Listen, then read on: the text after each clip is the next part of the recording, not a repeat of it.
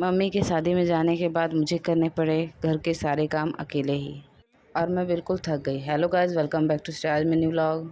तो आज की शुरुआत हुई मेरी 5 बजे सुबह से।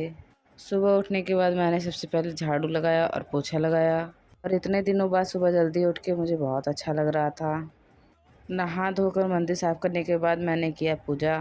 फिर मैंने खाया ये चाय और बिस्किट। इसके बाद मैं क्लिप लेना भूल गई थी और छोटे मोटे काम करके मैं सो गई।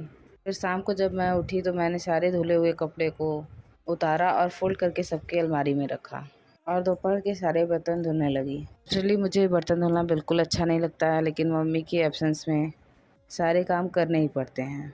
फिर मैंने तले ये फ्राइज़, और फिर से शाम को नहा धोकर मैंने जलाया ये शाम के जोत।